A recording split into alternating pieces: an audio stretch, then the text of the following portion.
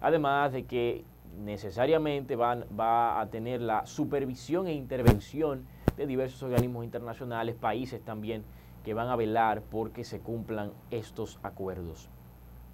Estados Unidos pues también tiene o tuvo esa voz cantante, esa bandera de poder limitar a Irán con eso. Los países de Occidente naturalmente se ven amenazados por el desarrollo que pudiera tener Irán en cuanto a este tema, y en el caso del Medio Oriente es importante porque según las discusiones que se trataron en este acuerdo, los países entendían que si Irán tenía la posibilidad de desarrollar a lo mejor una bomba nuclear o ojivas nucleares, pues eso sería de mucha tensión y de mucha preocupación para la zona de Medio Oriente, una zona que de por sí ya está inmersa en muchos problemas, en muchos temas conflictivos, a propósito del mismo ambiente bélico que se vive en esas zonas, y más tensión, entonces eso produciría hoy naturalmente pues la preocupación en Medio Oriente. Israel pues también marcó su posición, el ministro Netanyahu había establecido de que es una preocupación a nivel internacional, pero sobre todo a Israel, porque entiende que en algún momento Irán quisiera eliminar a Israel, y pone de manifiesto que esto ha sido una catástrofe, el hecho de llegar a este acuerdo en Irán. Eso dice el primer ministro de Israel. Señores, pero eso es lo que sucede, eso es lo que más o menos se plantea en un ambiente internacional como este a propósito de las relaciones que tiene, en este caso, Irán con Israel, que sabemos que son muy delicadas. Pero bueno, naturalmente esto va a generar pronósticos de diversos bandos, positivos y negativos, y críticas, como todo en el mundo internacional, aunque de manera particular entendemos que llegar a este acuerdo genera naturalmente una línea y traza una pauta para este, digamos, tema de gran importancia como lo es el desarrollo nuclear de los países. Actualmente hay países que cuentan con tecnología y armamento nuclear, sin embargo sabemos que eso pues se mantiene en un nivel de muy baja discreción a propósito de lo que se pudiera hacer con ello. Obviamente hay potencias involucradas, naturalmente, pero hay otros países emergentes que no necesariamente son potencias económicas, pero que cuentan con pues armamento nuclear, y que su desarrollo, señores, no ha sido condicionado. Pero bueno, el caso de Irán es muy particular, es muy sensible, es muy único en su especie. Y señores, con eso nosotros pasamos la página a propósito del tema de Irán y el acuerdo nuclear, y pasamos directamente a una noticia que nosotros habíamos tratado pues en el programa anterior sobre Grecia, sobre el rescate financiero que Grecia necesitaba, o que bueno, necesita, porque todavía se encuentra en una crisis económica que pues marcará por muchos años los libros de historia.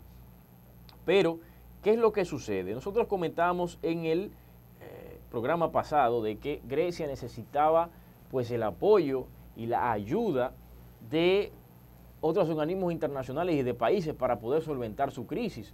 Una deuda de más de 230.000 millones de dólares era imposible para ese país pues poder satisfacer.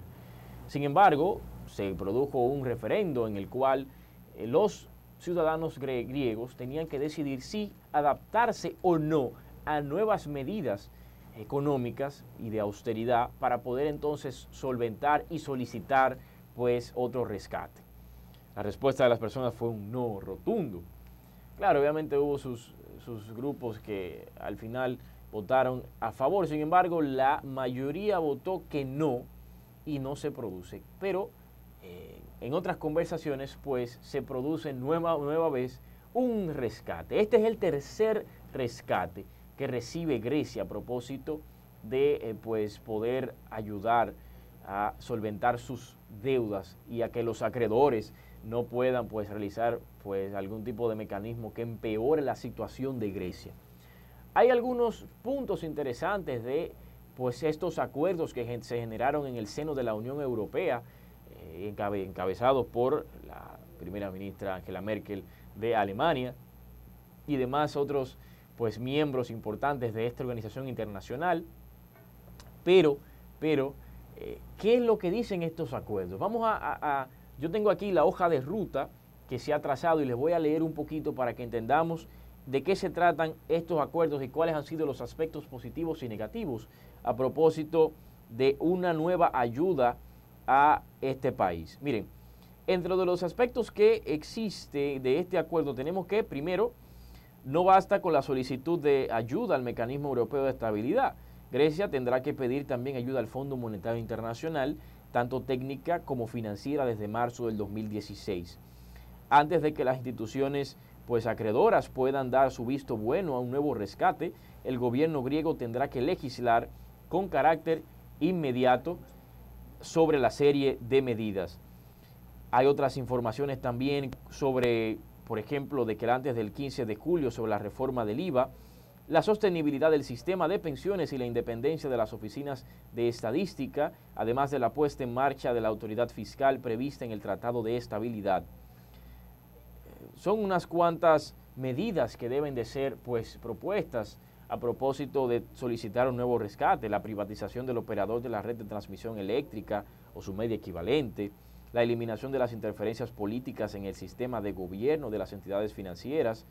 En fin, son una serie, señores, digamos, no sé si decirle sanciones, porque no lo son, pero tratan naturalmente de constreñir el desarrollo ahí de Grecia, pero es un sacrificio que entiendo que es necesario para que se pueda desarrollar a propósito de solventar sus deudas con los acreedores. Señores, vamos a seguir con este tema y a pasar a otro luego de esta primera pausa. No se vaya, no se despegue. Seguimos aquí en Buenos Días República.